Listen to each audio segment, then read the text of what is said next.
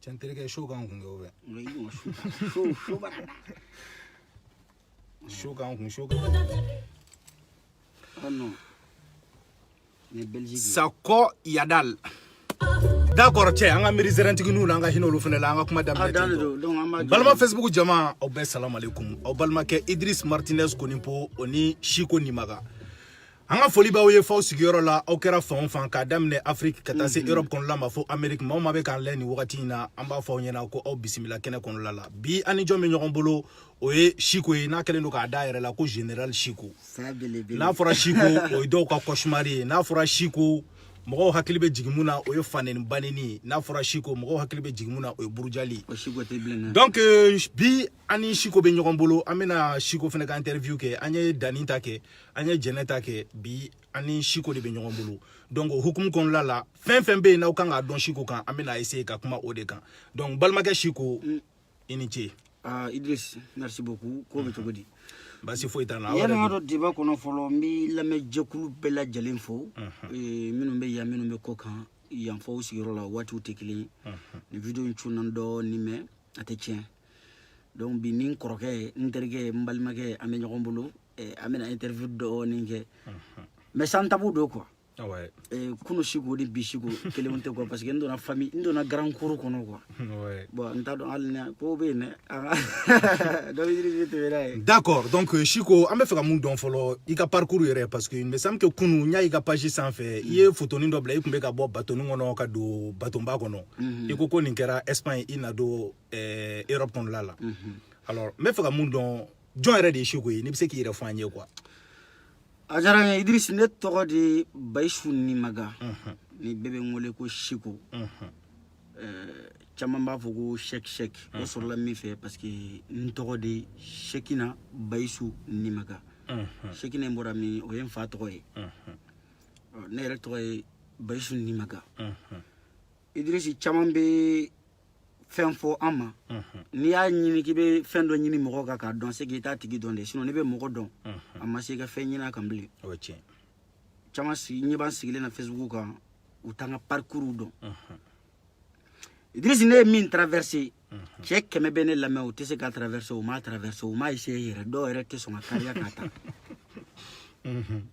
Idriss ne en fa den folo de ne bora Mali la l'année 2011 d'accord Kasakita ne nana fa nyuma ne fe ne nana France chogo mina ni sera France chogo mina mo fiye quoi ok parcours Idriss ne nana senasira de fe kabi ala e ne Chiko dan ne ma do vol kono folo kabi ne wulula ne ma do avion kono atete moga donc ne reta do avion kono centre be siri chogo mina ne bora Malla Bamako kana gawo fe nani passeport mbora Malla o China Azawad we kashe uruji ke Chiko ka passeport ko Chiko ka passeport ko o bana yi o bana o ye ne ka passeport ko femba yi nga batterie locale ni ntaro na soro abeano o do kumena ko voilà nene do ok vas-y voilà ok Idriss kana Algérie ne be se Azawad domina nani sefa wa bi ko kebe se mi ko Azawad wa Azawad dugundo be Malla ko Azawad Malango ko donc Azawad il existait already quoi abeni courant je ko ka militaire be ko douane cour be ou ka c'est à dire ko la mairie be Azawad ko drapeau be wa caché bu bulu ni nana ba fo ki bora Malla ko bienvenue Azawad aya tete moga ni be yenteme kado Algérie ou be caché de ki ga passeport ko caché mi donc depuis 2011 Azawad be caché d'entrée ni caché de sortie be depuis 2011 Idriss ne ka passeport chena yene parce que en Algérie Algérien ko caché mbaga ko c'est pas valable c'est pas bon voilà donc passeport ko banay ne be do Azawad domina wa binani ani donde ko mene bolo chifa uye jadi su domina wakati de la Sara ya boko Mohamed ale de kuma Azawad adu malien de kuma bolo faranfin baralay minu nya on palpi ka en pochi kono ware be vidi bo fa mene ko ba ko waro bo shawla adonin kama ne be do Algérie dugu folo ko dugu di to borangono dugu denin do de do abe kulu de jigi ka do dugu ngono ne be do e domina ne ni dɔrɔmɛ 1 ma don an taara foyer dɔ la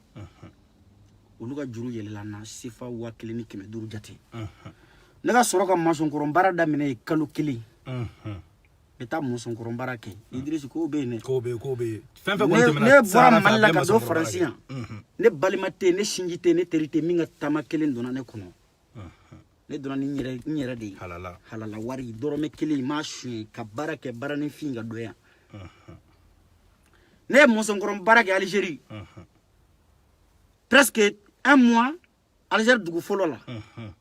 n ye dɔɔni sɔrɔ yen n ye foyer tigi ka juru sara tɔ min bɛ na fana n y'o fana sara tɔ min tora n kun a jate kun tɛ tɛmɛ sefa 15 kan parce que o dugu in kun ka gɛlɛn kojugu u ka dugu dɔ bɛ yen ko Adrar n taara Adrar n ye 6 mois kɛ Adrar maçonkɔrɔ baara la n bɛ taa jɔ Tchad la n bɛ baara ɲini mɔgɔw bɛ na surakaw bɛ na n ta u bɛ taa n bila baara la u y'o fɔ k'u bɛna aw ta mobili la u bɛ taa tile baara tɛ yan tile baara u b'a wari compter k'a d'i ma n ye 6 mois ɲɔgɔn si k'o la n ye min sɔrɔ fana na n taara Algérie dugu laban entre Algérie et Maroc ko Oujda ye blakiw bɛ si dingɛ de kɔnɔ a caman b'o n'a jara Algériens ye don min na u bɛ na ka buguw jeni n ye 3 mois kɛ yen fana pomme de terre forow ni fɛn forow la n ye fitini min sɔrɔ n donna Maroc galère daminɛna yen de n ma deli ka fɛn min ye ɲɛna n y'a ye Maroc de n taara Casa ka bɔ yen ka taa Tanger wari min kun bɛ n bolo n y'o bɛɛ jeni Tanger fɔlɔ o y'a sɔrɔ n yɛrɛ t'a dɔn halisa parce que ni nana ni wari ye i tɛ gɛlɛya dɔn fɔlɔ dɔɔni kun bɛ n bolo n ko n t'a dɔn ko gɛlɛya ye min ye ka bɔ Tanger sisan ka taa Gorgo kulu sanfɛ ka taa garage la n ɲɛ bɛ nin tâche in na ni sɔrɔla garage de la n'a bɛ sa wa n b'a yira n denw na nin tâche in filɛ ne tɛgɛ la ni sɔrɔla garage de la an taara k'an bɛ taa tantema kɛ ka don Espagne n ye garage minɛ Maroc militaires ye gabakuru fili gabakuru de ye n ta tan hali sini ne kɔ n'i y'a ye i bɛ kasi barbele ye ne kɔ bɛɛ fara ne binna ka bɔ garage sanfɛ ka bi barbele kan ka sɔrɔ k'an ta ka na an refile ka na ye Araba sardine boîte kelen buru kala kelen ani boisson bouteille ni kelen k'o di an ma ka 50 dirham d'a ma k'an ka taa muso ɲini k'aw ka taa muso ɲini yɛrɛ Idriss ne ka wari banna yen galère daminɛ ne segira ka taa Gorgo Idriss an kun bɛ taa tellement que wari t'an bolo ka dumuni san an tɛ se ka don dugu kɔnɔ n'an donna ni polisiw y'an ye u b'an gɛn k'an minɛ Idriss baara an kun bɛ jigin yɔrɔ min na kuma dɔ la an kun bɛ jigin wula fɛ de su ka i n'a fɔ su daminɛ fitiridanin ninnu na ka taa poubelles de f'u ye a bɛ ni n ka tunga cɛ an kun bɛ poubelle de f'u ye minnu ye Gorgo kɛ o tile bɛ na o mɔgɔ nana dɔw yɛrɛ bɛ ka sɛbɛn dɔw bɛ yen minnu bɛ ka sɛbɛnni kɛ o Idriss an kun bɛ taa poubelles f'u ye suraka minnu kun kɔnɔ ka ɲi olu kun bɛ sɛ dilan ka ɲa k'a bila poubelle kɔnɔ n'an nana an b'a ta mais sɛkolo yarɔ tɔw bɛ sɛ ni bu de san dɛ mais an kun bɛ taa karakasi de san a kilo 5 dirham k'an ka na kasa diya n'a ye quoi donc bu ko yɛrɛ t'a la ne ye 3 ans de k'o la Idriss 3 ans Maroc a bɛ ni sanpɛrɛ cɛ minnu tulo bɛ minnu ɲɛ bɛ na ni n dɔnbaga dɔ ɲɛ bɛ na a tulo bɛ na a bɛ n dɔn n ye presque 1 an kɛ Gorgo kulu sanfɛ forêt la kuma dɔw la n bɛ se ka 2 mois kɛ ji tɛ bɔ n golo kan ne fa kun t'a dɔn ne bɛ balo la ne ba kun t'a dɔn ne bɛ balo la n kun bɛ bali k'u wele ni téléphone numéro ye u t'a dɔn n'u ye n wele a kɔfɛ u tɛ n sɔrɔ parce que réseau tɛ yen waati y'a sɔrɔ WhatsApp ko ninnu man ca cyber café de kun bɛ yen i bɛ taa Facebook sanfɛ i bɛ weleli kɛ bon marakaw don ne parents ye marakaw olu tɛ Facebook ko ɲɛ dɔn donc fo i ka crédit ta ka weleli kɛ k'i ka nouvelle d'u ma après i b'a tigɛ parce que n'i nana k'i b'i ka situation f'u ye u b'a fɔ k'i ka segin n ye 1 an kɛ Gorgo ten Ivoiriens ka ghetto la Idriss n bɔlen yen n nana Tanger tuguni yen fana ka bɔ Maroc ka segin ka na tuguni Algérie ka bɔ Gorgo ye Maroc de ye o ye kulu sanfɛla minnu bɛna garage sanfɛ n ma se ka don garage fɛ n nana Tanger Idriss surakaw nana an ka foyer jeni an ye 6 mois de si kaburudon na kaburudon kelen suw bɛ taa da yɔrɔ min na o de tun y'anw si yɔrɔ ye an ni kun bɛ kisi yen de parce que surakaw kun b'i gɛn n'i donna yɔrɔ 2 de la misiri walima kaburudon o b'i to yen bon misiri ni seli banna u bɛ misiri datugu bɛɛ bɛ bɔ donc sufɛ a kun bɛ taa da kaburudon na wa don o don n'i bɛna dugu kɔnɔ problème de b'i da la f'u nana tila ka na foyer ko autorisé Tanger Idriss n ye san 2 ni dɔɔni kɛ Tanger fana parce que n kun nana n kun taara n segira ka na tuguni donc wari banna foyi tɛ n kun i dun bɛ convoi ta 300 dirhams 400 dirhams ka taa 500 na donc n nana kɛ ni convoi bɛ bɔ n bɛ taa convoyeurs nɔfɛ guides nɔfɛ quoi ka pompe n'u tilala ka sojaki pomper n kun bɛ pompe ninnu ta parce que u bɛ pompe fili u bɛ yɛlɛ ji kan n kun bɛ pompe ninnu ramasser n bɛ na n'u ye n b'u feere sojaki tigiw ma n bɛ dɔɔni dɔɔni min sɔrɔ o la n kun bɛ foyer sara n'o ye parce que foyer fana ye 100 dirhams par mois i bɛ dumuni sɔngɔ sara par semaine 5 dirhams 100 dirhams o bɛ bɛn 10 euros ma o bɛ 10 euros o 10 euros yen ko fɛn b'a dɔn dɛ Idriss nana t'o la n nana sira dɔn guides bɛ taa sira o sira fɛ n nana bɛɛ maîtriser n nana kɛ guide ye ah bon oui ne tun bɛ yɛlɛ ni mɔgɔ ye ji sanfɛ mais Idriss b'a dɔn mun de kɛra ni ne yɛlɛla convoi kɔnɔ ka don ji sanfɛ o convoi tɛ don mais kuma dɔ la ne bɛ convoi bila jida la yanni n ka se so Lɔnjɔn tulo bɛ n na Ivoirien ka foyer mani n'o ye Lɔnjɔn ye a bɛ Espagne bi ale de kun y'an ka foyer mani ale de kun c'est à dire d'après les Français tu portais la poisse voilà ale de donc ni e donna bateau kɔnɔ o tɛ don Europe ale de kun bɛ organisation kɛ ale de kun bɛ convoi organiser ne bɛ taa n'u ye ne kun y'ale ka guide de parce que foyer bɛ n'a ka guide don an ka foyer la guide fila de kun bɛ yen kelen kun bɛ yen malien dɔ ye ko Bekayi ani ne Idriss n bɛ taa convoi bila jida la ni n taara convoi min bila ni sera so kuma dɔ la yanni n ka se so yɛrɛ n b'a mɛn ko convoi donna n bɛ désespéré n bɛ sigi n ye 2 ans et quelques de k'o la maliyɛnw ka convoi dɔ bɔra araba sen dɔ la a nana Tanger a kun kan ka taa Espagne o kun bɛ guide ko la Lɔnjɔn ye ne wele a tɔgɔ ye Ahmed Deme an b'a wele ko Lɔnjɔn ani Baba Arasa ala ka hinɛ o la o fatura Lɔnjɔn ne wele ko dɔgɔ ko convoi dɔ bɛ yen ko u ye karamɔgɔkɛ dɔ wele ko fɛn dɔ Wage tɔgɔ in bɔra n kɔnɔ Wage a dun dɔnnen ba dɔ réseaux sociaux kan hali Malika delila ka vidéo kɛ cɛ in kan u ye Wage wele Wage ko k'u ka saga kan tigɛ ko nka ko guide min bɛ ka taa n'u ye ko guide in tɛ don Espagne k'u ka guide changer o ye e ya o ye ne ye Idriss o ye cɛ ka numéro di ne ma ne ye cɛ wele n ko donc saraka foyi tɛ ne ka Espagne dɔ la bilahi Idriss n bɛ mobili de kɔnɔ cɛ ko ne ka segin Mali la Uruzo tulo bɛ n na o tɛ tɛmɛ o kan Uruzo ye n ko kɛ ɲɔgɔn ye n terikɛ dɔ an ye ko caman kɛ ɲɔgɔn fɛ a bɛ Paris yan bi cɛ ko ne ka segin Mali la ko ne tɛ don Espagne abadani o y'a sɔrɔ ne désespéré la c'est-à-dire n y'a don sen na ka don n bolo la ka dɛsɛ donc i b'a dɔn n ye mun kɛ n ye dɔɔni dɔɔni parce que n'i bɛ taa guidiya la au moins i place n'i b'a feere 500 dirhams bɛ d'i ma donc capitaine fana bɛ na ale b'i place ta mais capitaine bɛ wari sara mais ka kɛ guide ka kɛ capitaine ne tun b'o fila bɛɛ kɛ ni n donna convoi min kɔnɔ n kun bɛ kɛ guide ye n kun bɛ kɛ capitaine ye ji kan sojaki de don arame ne ye wari n bɛ to ka wari fara ɲɔgɔn kan n segintɔ de kun don so tan dɛ donc fɛn dɔ ye n gosi n kunkolo la n ko i jɔ pour que n ka wari caman sɔrɔ n fana bɛ convoi créer n yɛrɛ bɛ taa ni n ka convoi ye n taara araba n ye convoi 9 de san batoni sojaki 9 a bɛɛ belebeleba ye fitinin kelen de b'a la segin bɛɛ belebeleba ye o bɛ 7 places de ta segin comme on appelle 12 places mais fitinin kelen b'a la o ye 7 places de ye n ye convoi in bɛ lancer a bɛɛ échoué fana mais n y'a bɛɛ wari kɔni n ye tɔnɔni minnu sɔrɔ n y'olu rassembler non a tɛ tɛmɛ o kan k'a fɔ parce que n préparé tɛ don n bɛ ka taa Afrique n ye convoi o wari ni fara ɲɔgɔn kan convoi laban 7 places de don n ko bon nin convoi in n y'a ɲini ala fɛ n bɛ don nin kɔnɔ ni nin kɔni an bɛ échoué militaires mana minɛ ni sera n'u y'a rapatrié araba dɔrɔn o ye n taalen Mali la a kana ɲini tuguni o b'a sɔrɔ n ye c'est-à-dire n ye n ka fɛn bɛɛ préparé ka ban yan'o cɛ convoi dɔ nana namarani dɔ tun b'o la Idriss Maroc militaire ka kɔnɔ ka jugu dɛ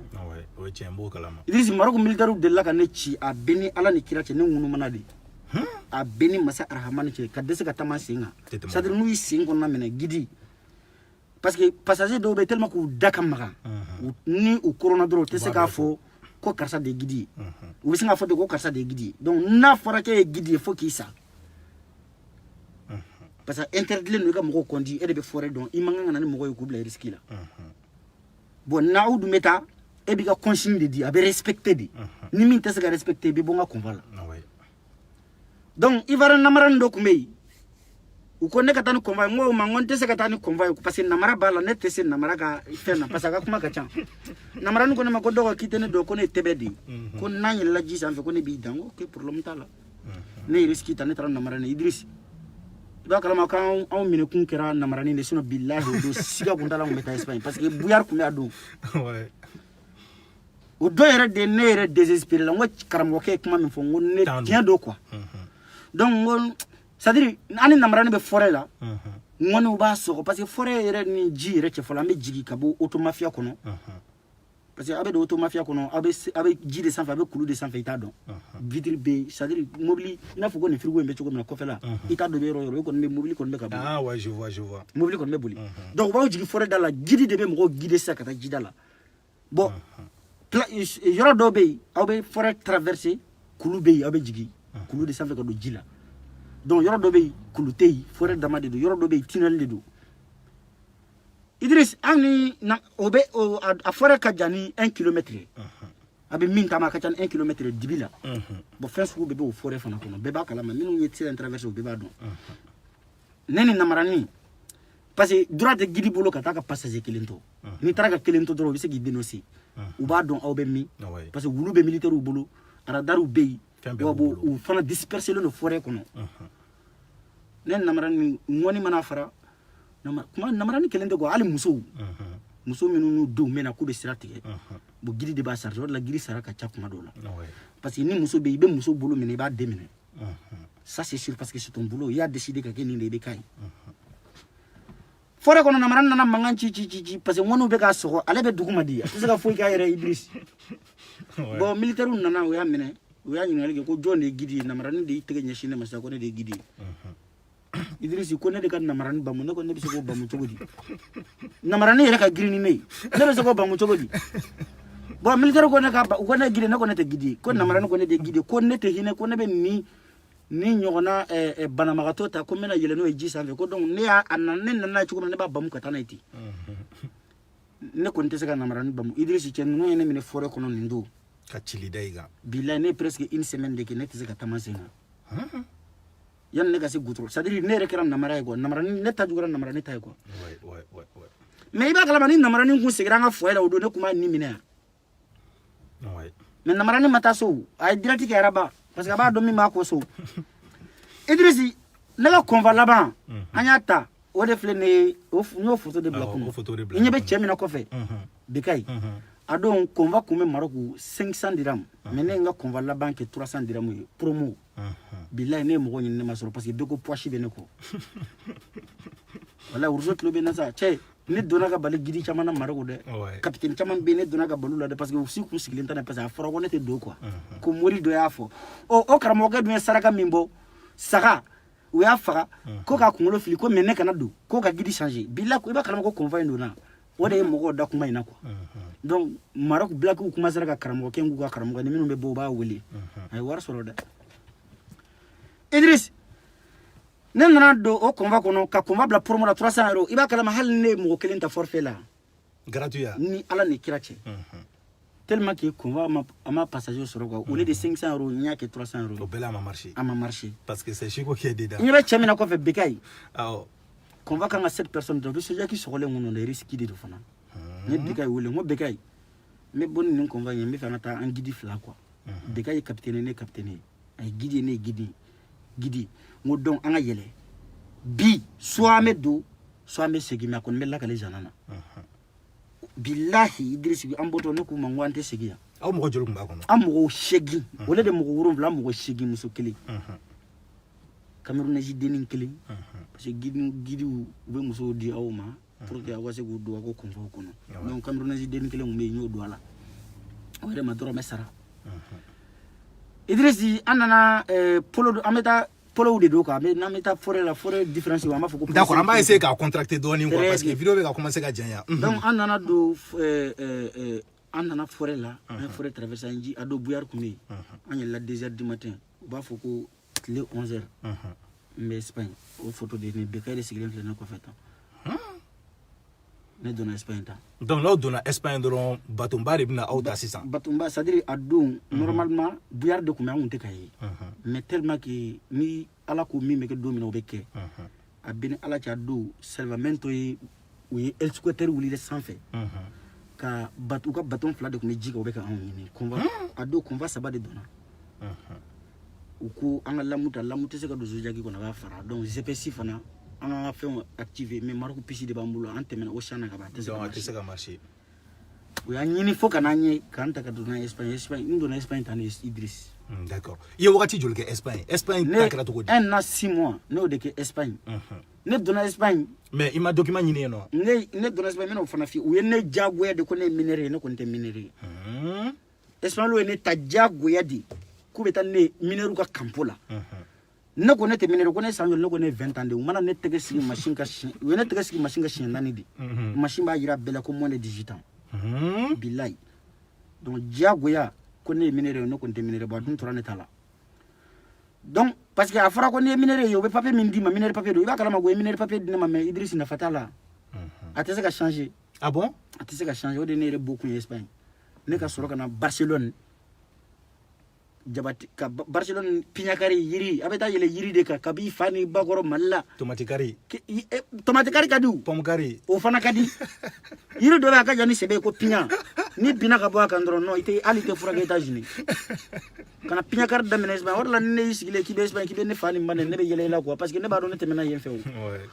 o o piɲakari fana traité o traité tɛ tɛmɛ 3 mois kan a bɛ tila o la a bɛ taa tomate kari la a bɛ bɔ tomate la a bɛ taa jaba la a bɛ bɔ jaba la a bɛ taa layi la ne ye nin bɛɛ tigɛ Espagne n y'a ye sisan n ko ça va pas n bɛna Faransi n nana Faransi o de la n jigira dugu fɔlɔ min na o kɛra Perpignan ye olu de n transféré ka na Grenoble n ye minera de demandé Perpignan olu ka sɔrɔ ka n bila ka na Grenoble ka na continuer olu ka n bila kalan na n ka kalan kɛ 2 ans 3 ans ka n ka diplôme sɔrɔ CAP u ko n ka bac pro kɛ n ko n tɛ bac kɛ ne ka diplôme bɛ n bolo ni ne taara diɲɛ voilà ne bɛ taa diɲɛ yɔrɔ o yɔrɔ bi ni ne ka diplôme présenté ne bɛ se ka baara kɛ CAP service hôtellerie polyvalent o de bɛ ne bolo n bɛ se ka baara toléré yɛrɛ de kɛ quoi ben oui n bɛ se ka baara kɛ hôtel la n bɛ se ka baara kɛ restauration la n bɛ se ka baara kɛ café la n bɛ se ka baara kɛ boîte de nuit la c'est à dire n bɛ se ka baara foyi foyi tɔgɔ ko service hali SNCF kɔnɔ n kun ye contrat dɔ sɔrɔ mais n ma sɔn parce que a sara ka dɔgɔ. D'accord. Donc, il a parcours et Chico, il a parcours vraiment, c'est un parcours de combattant. Donc, mais c'est que Chico a parcours contracté à Oetogomina. Oui, que dans la vie, il faut avoir de la détermination. C'est-à-dire, l'échec là, c'est pas un frein. Il m'a famille. C'est pas parce qu'il y a échec quelqu'un qui a flaqué, qui a sabaqué, qu'on va abandonner. Parce qu'il y a abandonné droit, tu ne vas jamais arriver. Donc, l'échec, dans la vie, on dit on ne perd jamais. Il m'a famille. Soit on gagne, soit on apprend. Mais on ne perd jamais. Donc, c'est pour vous dire qu'il n'y a pas de projet là, n'a pas on fait la génétique qu'on l'a là. C'est-à-dire, échec qui a découragé quoi. On va continuer. Les impossibles, impossibilités, l'incroyable, c'est faux. Donc, l'impossibilité, c'est pas vrai. Parce que quand on est en Italie, l'Italie ne sera une fois de sababoula. Donc, comme on fait au meno, donc pour que si ça n'est Italie c'est bien même n'est blambolo kono il m'a famille parce que l'Italie fa qu'on fait ni fa c'est que c'est qu'il voilà surtout on aurait qu'on visa long séjour nous donc au coco atsaka yelema quoi ni ne fa be segi nga visa ni so amta kalan sabula so amta bara sabula over fendo comme tangue ne be ka tsaka nyana bo shi on tara avocat fait ka avocat kanga histoire nya fa avocat ke ko ne mako c'est pas possible ko funa ka segi ngata malla mais shigo ne tara confindo refe ma ma delegata okola o de konema Idriss me mon fille abese ka ke tugungo atagara kata woni yira na shigo ndona fe wallahi billahi nyenga seben soro ntara yira domina avocat la reconnaît ko non ko c'est pas possible katse ka ke donc pour te dire que impossibilité quoi mo ba fie ko ni Italie papier bi bolo kitse ka baraka na français ne nana hal kalo kelente ne nga cdita donc fin bébé c'est ka possibilité si tu veux avec la détermination d'accord quand on veut on peut shigo on me fait dans ça il nana vidéo qu'on a là tout dit parce que il a parcours faut ça il a parcours femme mais ça n'a rien à voir avec vidéomania on connaît a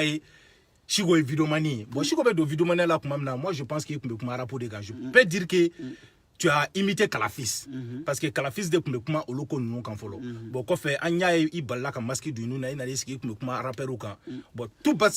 tout a basculé en nana sur sur politique kono ko fait mu yere ka titre principal yere no arnaqueur Chigo voilà amena ndamaka ola c'est ça mais jano che Chigo yere nana vidéo kono to ko di voilà o jaranya Idriss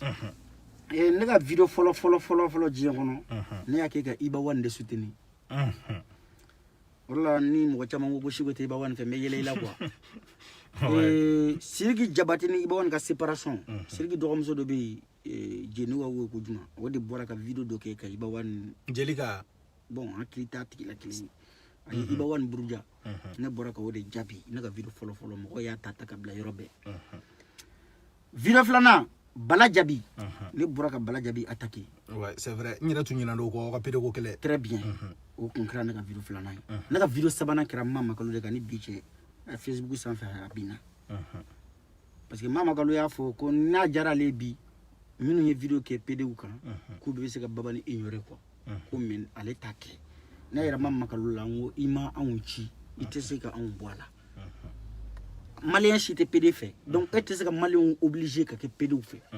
o kɛra ne ka video mais Mama Kalo yɛrɛ fɛnɛ tun bɛ pédego kɛlɛ très bien mais kɛlɛ de nana o parce que soit ninnu ni Mama Kalo nana ko do ɲagami ka taa n'u sen fila ye wariko nana pédego kɛlɛ nin labana ka na kɛ wari ɲini justement o de kɛra aw ka fɛn ye parce que wariko de nana don a la mais Idrisi donc ni PD dɔ photo bila la donc maintenant n'o ye jeton di o ka dossier bɛ bila donc dɔw photo bɛ ta hali ni PD tɛ parce que an y'a ye Tigida yɛrɛ bɔra k'a yɛrɛ jabajɛya ani n t'a dɔn ko cɛ in tɔgɔ Morikɛ Somakɛ in Ladia ayi Somakɛ dɔ de don ko muso 3 tun b'a bolo an t'a dɔn de a bɛ to ka kɛ so kan nin a fɔra ko fɛnɛ PD bon caman fɔra mais Idrisi kabe Ala ye ne dan billahi PD tɛ Mali kɔnɔ min bɛ se ka fɛ ka tama bɛ ne kɔnɔ ne u b'a fɔ ne bɛ wari minɛ dɛ ne tɛ ndogola ni ko ne ye arnaqueur tɔgɔ ye tellement que a ka di ne parce que moi je suis né pour réussir ok ne bɛ forfait de ta o ne bɛ temps min perdu n ko ye 1 heure de France 1 heure bɛ bɛ sara joli de alors ni ko ne bɛ wari minɛ a ka di ne ye dɛ o tɔgɔ tɛ n tɔɔrɔ dɛ mais kabi Ala ye n da PD ta tɛ ne kɔnɔ ne ma PD ka dɔrɔmɛ dun kabi n wolo la parce que ne da ka sanu PD ka wari ma ne tɛ PD ta minɛ ka taa di n fa ni n ba ma ayi o kɔni fo ka diɲɛ wuli d'accord bon a ye pédego kɛlɛw kɛ i ye rap ko ninnu kɛ bon sisan an nana ye i nana don politique ko ninnu na bon burujali kow nana don a la sisan bon an nana ye i yɛrɛ ka video min yɛrɛ kɛra buzz yɛrɛ ni ne yɛrɛ y'i dɔn k'i kolakodɔn n'o ye o kɛra i ko ko Yaro ye porno tourné fo taara kɛ théâtre ye palais de la culture la alors pourquoi s'attaquer à Yaro voilà bon i b'a dɔn diɲɛ kɔnɔ foyi fana tɛ kɛ gansan o yanni ne k'o video kɛ Yaro tile kelen ma deli ka palais ta o kariya kun t'a la yɛrɛ a ja kun t'a la yɛrɛ mais tiɲɛ ye min ye o ka fɔ min tubabuw ko ten ko c'est que à César malheur est bon quoi c'est que à César revient à César publiquement ne de kama Yaro ye palais de la culture fa ni bi cɛ y'a ta a m'a ta o yanni o cɛ a kun ma deli k'a ta o n'a y'a ta bɛɛ bɛ poto gosi a bɛ ni Ala cɛ d'accord video nana di ne ma Yaro do ne y'a visionné ka segin ka visionné ka lajɛ ka n ka enquête bɛ boli à 70% bɛ ko Yaro do voilà pour raison pour laquelle ne ko Yaro do ne bɔra ni video ye mais après mɔgɔw nana fɔ siko nin tɛ Yaro ye jama nana caya parce que fɛn bɔra kɛnɛma déjà bɛɛ y'a ye ne ye video retiré n ye Yaro wele en personne ka a tonton dɔ bɛ o fana ye maraka de Yaro ye maraka de n'o kumana maraka na très bien n ko bon vraiment min bɛ kɛ o bɛ kɛ quoi o kɛra an y'o kuma bila Yaro yɛrɛ ko ne ma ko vraiment ko a digira ale la ko mais le fait que n y'a wele nin ye nin ko bannen mais ni ne tilala k'a mɛn ko Yaro taara spectacle dɔ créer palais de la culture ne tɔgɔ ye ka tila ka taa kilaba de kɛ ne ka avocat ye Idrissa dɔ y'a ye kilaba ye nɛnɛ min da ne kan i b'a dɔn jɔnni kɛ ne ye Bamori ka Bamori ɲɛ siri ka Bamori kɛ ne ye diɲɛ bugɔli bɛɛ dara Bamori k'a don ka diɲɛ nɛni wuluden e bɛ t'i sigi k'i ɲɛ siri o ye ne kɛ fɛn bɛɛ mais l'essentiel ye que Yaro ka stade fara a ye dɔ sɔrɔ nkalon dara a la o nkalon ma da a la o ni nkalon dara la n'i ka bɔfan sɔrɔla nkalon in kɔnɔ i t'a fɔ alhamdulilayi ni se bɛ Yaro yɛrɛ bi a b'a fɔ ne ka bɔ ka nkalon wɛrɛ da la mais n t'o kɛ o d'accord alors an bɛna sisan Denkɔrɔ la an y'a ye k'a fɔ wagati kɛra n t'a dɔn k'i ni Denkɔrɔ tun bɛ ka ko dɔ ɲagami duguma yen nɔ kɔfɛ a ko aw ma bɛn a la miliyɔn ko caman b'a la ne yɛrɛ tun t'a dɔn ko nin bɛɛ bɛ sɔrɔ video ko la tellement que ne ye chiffre mɛn fo ka ne ja tigɛ n ko cɛ ja denmisɛnninw bɛ wari kan koyi ko miliyɔn n ye miliyɔn d'i ma n ye nin miliyɔn ci ma a bɛ tan bon kɔfɛ an y'a ye tuguni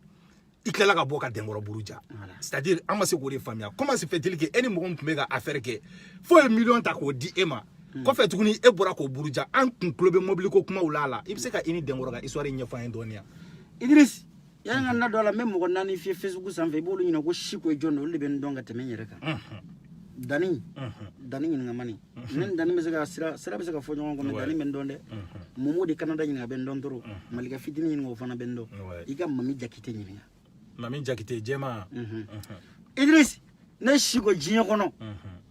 ne kabi ala ye ne da ne tɛ se ka fɛn min fɔ suguba kɔnɔ n t'a fɔ n ka salon kɔrɔ ni ne bɛ ko o ko kɛ diɲɛ kɔnɔ n b'a dɔn n bɛ ka min kɛ wa n b'a conséquence assumer Denkɔrɔ ne tun bɛ ka video kɛ Denkɔrɔ kan parce que n bɛ ka tiɲɛ de fɔ a ye o mɔgɔ ka kɛrɛfu 100 bɛ ne bolo yan Denkɔrɔ kan hali sini ne ma bɔ n'u ye Denkɔrɔ de y'a essayé k'a bɛ bɔ ni ne ye o de la ne fana bɔra k'a tinba voilà Denkɔrɔ don dɔ la a ka petini dɔ bɛ ko Pichichi o tun bɛ Aïdara nɔfɛ n t'a dɔn mun y'a se Denkɔrɔ kɔfɛ parce que furanin feerela wajulukɛla ni furanin feerela bɛ ɲɔgɔn ɲɛ sira la jɔ an balimakɛ dɔ ye message ci ma sisan ko Idriss j'aimerais savoir comment travailler avec les papiers de l'Italie en France bon mais i ka kuma tigɛ ni yɔrɔ in na ko mɔgɔ caman bɛ k'an suit pour que o fana k'a faamu italien ninnu c'est à dire n'aw bɛ fɛ ka na baara kɛ ni Italie papier France kɔnɔla la yan nɔ c'est très simple n bɛna mun fɔ aw ɲɛna aw kana na ni séjour ye n'aw nana ni séjour ye a tɛ ɲɛnabɔ aw bɛ na n'aw ka carte d'identité de parce que France yan nɔ carte d'identité bɛ mɔgɔ minnu bolo olu considéré don comme nationalité tigi de France yan nɔ carte d'identité tɛ d'i ma ka tila ka carte de séjour d'i ma carte de séjour de bɛ d'i ma o de y'a bɛɛ ye bon Italie dun nous on a la chance u bɛ carte de séjour d'an ma u bɛ tila ka carte d'identité di anw ma bon yankaw tubabu yɛrɛ minnu ye français ye olu ni carte d'identité de bɛ yaala i tɛ français ni séjour yaalatɔ ye passeport ni carte d'identité de b'olu bolo donc n'i nana n'i bɛ fɛ ka baara ɲini i b'i ka carte d'identité de photocopie kɛ ka taa ni o ye mais n'i ye séjour kɛ dɔrɔn i ye poto tapé ne nalen ne yɛrɛ tun bɛ k'o de miiri ne taara n ka séjour ne de yɛrɛ taara ni n ka séjour de fɔlɔ k'a tɛ baara kɛ donc i bɛ carte d'identité de photocopie kɛ surtout carte d'identité ye 10 ans de ye an fɛ Italie est-ce que vous comprenez hali ka taa compte dayɛlɛ banque la l'autre jour ne taalen parce que ne ka patron ko k'ale tɛ se ka ne ka wari fɛngɛ ten quoi ko parce que ko n bɛ ka baara kɛ normalement ko donc ko mai à mai la k'a tɛ marcher donc an bɛna mun kɛ ko n ka compte dayɛlɛ n taara ko n bɛ taa compte dayɛlɛ u ko non ko n tɛ se ka compte dayɛlɛ ko parce que ko Italie sɛbɛn de bɛ ne bolo n taara ni n ka séjour ye mais n taalen ni n ka carte d'identité u sɔnna u ko problème t'a la ko n ka na ni n ka résidence ye n ka carte d'identité ani n ka fiche de paye donc c'est pour vous dire que tant que Italie carte d'identité b'i bolo i bɛ na n'o di mais n'i nana ni séjour ye dɔrɔn i ye poto tapé parce que ni carte d'identité b'i bolo c'est comme si tu as la nationalité italienne n'o dun b'i bolo i lamariyalen don ka baara kɛ yan nɔ voilà ni n bɛ fɛ ka nin yɔrɔ in de fɔ mɔgɔw ye comme an y'o fɔ ye an ŋaniya ka ɲi n'an ye fɛn ɲɛ sɔrɔ an b'a fɔ bɛɛ di donc n'aw bɛ fɛ ka na surtout minnu bɛ Italie a ye permis ɲini permis de ka ɲɔgɔn n'a bɛɛ a ye permis ɲini parce que baara caman bɛ yan nɔ u bɛ permis de ɲininkali kɛ n'i ye permis sɔrɔ k'o da i ka carte d'identité italienne kan a ka ca Ala fɛ i bɛ baara sɔrɔ o tuma na Siko i bɛ tɛmɛ n'i ka kuma ye Idriss Denkɔrɔ ka Aïdara ka petini dɔ de bɛ yen ko Pichichi n t'a dɔn n b'a dɔn kojugu o taara a yɛrɛ sɔrɔ Denkɔrɔ tɛgɛ parce que a delila ka video kɛ ne kan yɛrɛ très bien o de bɔra ka video direct dɔ kɛ video direct fila bɛ ka tugu ɲɔgɔn na ye a bɛ ka ne traiter de arnaqueur ne ye Denkɔrɔ wele n ko e ka petini bɛ ka e ka publicité kɛ même temps a bɛ ka fɔ ne ye arnaqueur a bɛ ka ne nɛni n ko n'aw dun ne de ye n ka video bɛɛ daminɛ ne ma deli k'i nɛni dɛ n ko ni dun taara nɛni sira kan n ko n b'i jigi ka bɔ Facebook kan o fana na dɛ n ko mɔgɔ tɛ ne nɛni ka taa dɛ n ko a ko ne ye arnaqueur ye n ko e yɛrɛ ni Ala cɛ e ni ne jɔn de ye arnaqueur ye n ko Denkɔrɔ n bɛ fɛ komi i y'a fɔ diɲɛ kɔnɔ ko bama b'i bolo a tɛ kuma fɛn dɔ kɛ ne ye yanni sini cɛ n ye n kale masa la yanni hali ni n bɛ Facebook bila o de kama n bɛ kɔni n b'i tɔgɔ fɔ fo ka diɲɛ wuli non ne yɛrɛ ni baba kun kumana tiɲɛ na ne yɛrɛ y'a décidé mɔgɔw caman ye ne wele ko ne ye Denkɔrɔ lagosi ko donc ko ne kun kan k'a tester fɔlɔ ne ko bon tiɲɛ yɛrɛ la alhamdulilayi bi dɔɔnin bɛ ne yɛrɛ kun donc comme a bɛ baara kɛ a ko 20,000 b'a la 100,000 b'a la 1,000,000 b'a la Siko ni sɔn ka nɔgɔn maa ba 4 dɔ de bɛ k'an lajɛ bi ne bɛna Denkɔrɔ wele n b'a fɔ a ɲɛna n mago bɛ 1,000,000 baara la a ba 1,000,000 a ba mɔgɔ arnaquer k'a d'i ma n b'o dɔn ayi ne ta tɛ k'a ka wari cɛ k'a di ne ma dɛ a ko i bɛ taa so kɔnɔ i b'i sigi wari bɛ b'i kan a y'o de fɔ hali n'a ko k'a bɛ na 1,000,000 valise de ci ne ma ne t'o fɛ dɛ ne bɛ taa n sigi n ka so de kɔnɔ a ye mun fɔ dɛ ne bɛ da de tugun u k'a bila direct la a yɛrɛ ko direct donc u k'a bila direct la ne k'an sigi wari ka bin ne kan sinon ka wari ci ne ma ne t'o la dɛ a bɛ bin ne kan de ni wari in binna ne kan Siko hɔrɔnya la ne de fana bɛ maliyɛn bɛɛ ta n témoin n bɛ kɛ Denkɔrɔ ka jeliba ye jani sa don cɛ bilahi Mali dɔrɔn tɛ dɛ Côte d'Ivoire Burkina Ivoire n b'a bɛɛ minɛ ka di Denkɔrɔ ma n'a ma kɛ k'a fɔ n ma ko tu aw b'a dɔn Idriss mɔgɔw dalen don a dalakan na ni Denkɔrɔ y'a kɛ 1,000,000 caman tɛ dɛ ni ne ye 1,000,000 d'a ma n'a sera ka 1,000,000 ni 500,000 bin ne kan a bɛ ni Alahu Taala cɛ n b'a commentaire kɛ jani n ka saya cɛ i ka 1,000,000 a to i ka di jeune ma ka baara kɛ n'i taara di a y'i nangaraba ne ni défi lancé Dengoro la privé de là où ne m'a que Facebook ko ngo Dengoro ni te se ka okay nga mango aka fendo kenni yani shini nche ngo boni sa yache mala kala yi ako ka te feka na no défi ngo bokulo dimi doron bla na nyitili ala kama abeni kurana je Dengoro ka vokali bebe ne bule abeka ni beja OK na nga vokali je nunte mfolo ne ko mango non ne ta jou Idrisi o be mogo tikene la mais kuma do la fika bona ka yira ka fo ite ka galon tike o tien mene o tien donc akoni ma ko dogo me ngon mi se ka fendo kiye mo ko ma deli ke mingi ngo e juma yi ako mbe fe ka boy ka video do kenyi me 2 millions dima ngo mo ko yo kene Dengoro ay mobili kura majinda aya kura parking na garage la ka filmer ka dia ko shiko ni video bla 600 na kadi dogoni bla kana abe jo ibe video balancer clé be dama na beta nga mango koro ngo mobili mandine ngo parce que ni be franchi ne te sega boli malla ngo parce que dura rete mbolo kata malera la ako bo shiko ay sofana dafa bali cinema ko ni so ine min do ala ko 30 millions pour le moment abeni kurana cini nga tunga ti abebe mbolo ya mbeni ndima nga mango koro nga sete nga to dafa ako ndi de me ka jo boy ka video ke dron nga mango ay mo 2 millions mi yalla ruta adiko tigana folo ay million kelendi ako nga bongonde boni nga million kelendi ko nga bongo no ibe million kelen toji ay ini semaine ko la bok mala wa soro dodi nana abe malla ka yalika 1,900,000 ko ale desel no ka war soro ne ka Dengoro re gosha soro lo de fewu ka datulu ka dajaba Dengoro ko warte soro ni cheni ya wele abi dati do di cheni manama fo ni lobo dogo ni me nyon fe ni atete koroke be nyon fe ay cheni tourner ta fo ka cheni la décoration siko baro Dengoro ka système mia Dengoro ka système ou ba fori ma ko investissement est-ce que tu vois c'est-à-dire Dengoro est un homme très doué en marketing abi war barato ko don quoi c'est pas que Dengoro be war glané Dengoro be mo ko war de mine ka barake nay ima famia c'est-à-dire ni Dengoro e ka million kele mine sisa kane ka million kele mine kaninga million kele mine na mo ko bisa bata soro sisa abo ke ka projet do monter sisa ima famia o projet be doni wari ye fene akun bon ni e kulela ka dimi ki ka wari abe état tsegi ma mais mo mnu te dimi ku ka wari o yolu perdi le ko wari est-ce que tu vois bon comme il boira ka vidéo ke ani umu jaraka vidéo en bézier trop vidéo en sera dien fambe wallahi vidéo en sera dien fambe umu jara ere vraiment nte feka do kuma do kono la no sinon animisara ko ina ko ima famille mais amanimisa non animisara wallahi billah amanimisa ali sina beta Dengoro fa aisa ngo animisara wallahi ne ka fiena sa ne fa ka fiena baro eta kundo shiko mu ya blani na me ne ba don parce que ne kuma be ma réseau kan ko ima famille yani e ka boka video ke umu jara kan ne umu jara dénoncer chien sabada video betara ya bella me mo yene wuli shiko vraiment i bi chien ga me anyi deli umu jara tna bini on dinge fla ko na toy abini ala ni kira che utara sefo malika yere de ma ale kan ne wele ka fo do ka kan ta c'est bon yi do ke ya yira a donc na yi a ya donc ka be ka fenjugu ke aka be bola aka ta tar cheno wore a continuer na te toujours ay kalo kele nyo washike ate tugu Dengoro ko no ko fa sigira kana bon ne a finyina itena umu jara ye Dengoro no fait plateau kan tuguni ka be na ta ka ta défend OK on va dans kumana ne re ya fiye ima famia ngo mena mun finyena ne ka video yin munda umu jaraka wallahi me mun finyena aya yugu to ko mi ni ba don ite son kuma da ere ate son sa ate son na ya ke parce que ibaro umu jara ere mun kera le ka problème parce que umu jara ma mun famia muna Dengoro mago kumbe umu jara la Dengoro mago kumbe umu jara la parce que mali muso be umu jara de bolo ko mais umu jara kelente ay sheka mo dama do man ay mo chama san parce que ali uga deni mun be umu sangara la de ya maimuna sumunu ay mobili sanga do mo ima famia bon aduma na mobili sanga di ma jagwa iba to fo na so janga di ma iba to fo na interesse iba to fo iba aka marketing nyo do fiye ngo c'est un génie en marketing mais problème est mui asira umu jarama parce que mali muso berebe umu jarate ka kono est-ce que tu vois bon Dengoro era de la umu jaraka erreur kera mui akma fika ngere sang ijoban umu jaraka erreur kera mui parce que umu jarama mun famia